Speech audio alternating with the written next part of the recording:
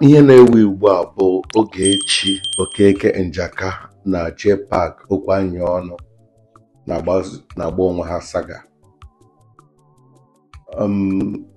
Dịka onye nna na onye ozi nke Chineke na okenye, achọrọ m iji ohere dịka onye okenye na onye ozi nke Chineke, also a colleague in content creating, na-arịọ Ogechi na JAPC biko ka saga jedebe otu a. Ihe m ji na-arịọ abụghị na mebi onweghị onye mejọrọ ibe ya ma onwe onye unu ekwugo enough ebe ihe a gawa to the point of ị na-aga akpọzi ndị nwụrụ anwụ. Ejikwana irespect ndị nwụrụ anwụ mara ala Igbo. Anyị na-akwanyere ha ugwu nke ukwuu. Isi na JAPC were vidio ma ọ bụ pikchọ nna gị wee nye onye mere vidio wee na-akọtọ nna gị n'ala ili, ya ahụ bụ ihe jọgburu dela na njọ. Nwoke mmadụ nwụgoro gakọ mgbafọ 4 abọkalịta pikchọ ya na-akpọ ya iyi, na-asị ọ ga-anọ pọgatrị, ọ ga-anọ ọkụ mmụọ, ọ ga-emekwe nka n'ihi na ọ mụtara gị Ogechi bụ nwa mgbawa obi n'ala Igbo. Dịka onye kwuru okwu, achọghị m onye ma nna m onye mere vidio a imeta ya. Gị na Ogechi nwere problem, hapụ ndị nwụrụ anwụ ka a nọrọ n'etiti ndị nwụrụ anwụ. Na-akpọ mmụọ onye nwụrụ anwụ na-ajụ ya na-abụ ọnụ ikwu okwu ọjọọ bụ the height of heartlessness, enweghị concern. A man who died as a professor, gị na na-akpọ na ọ wee failure n'ihi na ọ mụtara Ogechi. Ogechi is not a failure.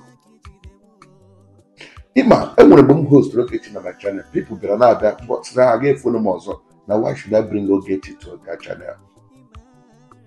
Ogechi wụ nwa afọ Igbo. Nwa afọ Igbo ọbụla dị m mkpa, ha dị m mkpa. Anọ maka ihe ndị Igbo na-atọ m ụtọ mere nji na-abịa akpọ okwu na JAPC na Ogechi biko eji m Chineke na-arịọ unu ka stop on saga. Ọ gafeela another day.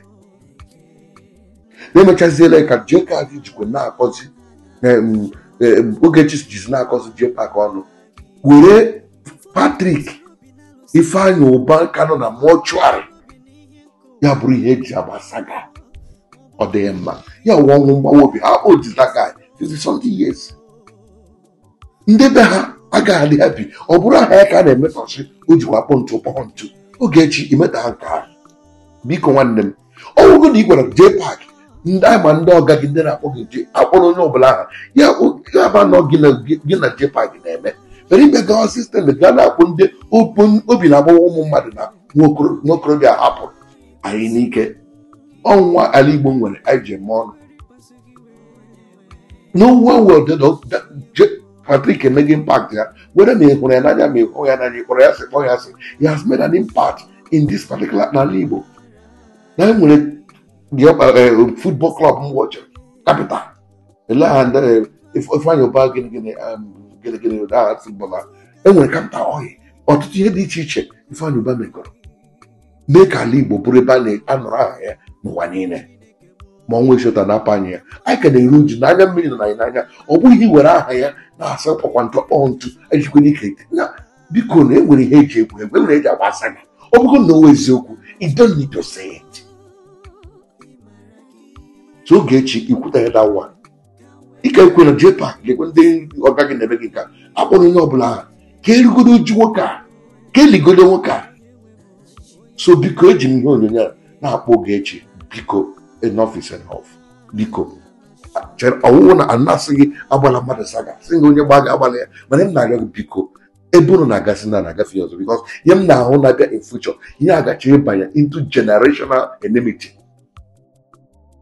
Ihe aga-abanye ito ụsọdịntị na-achọ ịkpa aha dịka m na-eme ka m mara. JAPC on your own side, ị mere video, emotional video indeed, people na-akpọ gị na ha ga-fight. Onye ọbụla na-akpọ gị na ha ga-agakọ ndị Nnewi emega, it doesn't call for that. Biko let there be peace. I call for peace. So JAPC, Ogechi, Gọvanọ Eziokwu, ndị niile dị involved na dị saga, ndị na-akwanye JAPC ọkụ, ndị na-akwanye Ogechi ọkụ, sepụ na ọkụ nkụ anụ kwanyere na-enwe ọkụ, biko sepụ ya na ọkụ ka ọ nwụọ. Eji m Chineke na-arịọ unu onwe ihe anyị nyidere n'ala Igbo na lee otu ọnọdụ ala Igbo si nwetara ịkwafe ọbara bụrụ ihe eji achị eze n'ala Igbo. Ọhịa anyị ga na-ekwugodo okwu ya, otu ndị Igbo gosiri jikọta aka ọnụ wụrụ otu, chefuo ihe ọbụla bụ religion, chefuo politics affiliation, chefuo ihe ọbụla anyị ma na onwe anyị, bịa mụrụ na iwu ndị Igbo chịkọta aka ọnụ. Ọnwụ ihe na-agba onwe anyị saga. Biko eji m vidio na-arịọ Ogechi ozuola, JAPC ozuola, onye ọbụla ekwujara n'ime ụlọ gbaghara, bikonu ozugo. Ogechi, God has blessed you. There are things you just ignore and look away and move on with your life. You are a dogged fighter. Odogo anya, but enwere mgbe mmadụ gere ike na-alụ alụ ịhụ things gị lefere anya, mana ọ bụrụ every battle ka ị na-fight because mgbe a ga-abịa fight wa gị ga ebe na-ekwesị ịga all fight control saga ebido kpọwa nna gị nwụrụ anwụ, gị ga-akwara na-akpọ nwoke mmadụ nọ na mọchụarị a na-ebe akwa ya anya mmiri ka ka na ndị mmadụ n'anya a na-ekwu okwu ha. Mgbe m nụrụ that video ọ tọchịrị m so much. Sị m ji m nọmba gị mkpọ gị mgbe ụfọdụ na azaduti na dịbizi sị ka m mee vidio ma ya onye ọbụla biko na-arịọ onye ọbụla ga-enweta vidio jisike hụ na oruru Ogechi Okeke Njaka aka, hụ na oruru JAPC, hụ na oruru gọvanọ eziokwu, hụ na oruru onye mere vidio a na-akọta nna Ogechi. Ihe ọ dị njọ ihe aha dị mma ka anyị kwanyere ndị okenye anyị biko, ka anyị kwanyere ndị Chineke nyere pilas Chineke nyere ala Igbo. Unu megide ihe ya na abịa kwụsị na akwafuru ọbara Ogechi gbuo ya, igbo ole na ele pipụl Chineke ga-esi n'aka ya wee nyere aka. N'ihi na nwere tom project ndị oji ndị ọ na-enyere aka kpoda ma unye unu kwere kwemekwe. There are people God has given to her to take care of, allow her to be alive to do it. Ya were ego ọ ga-eji mewe ihe agawa court na obe criminal ma ọ bụ na emegide mbufu JAPC have a future. He has so many things to achieve. Ihe agaji abalị ịkọfụ ọbara onye m jiri eme vidio onye agara ibere gawa court gawa legislature come and prove it right.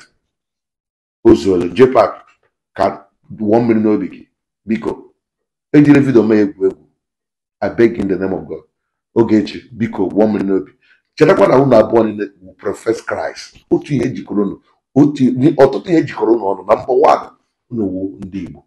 Number 2, unu wu Christians.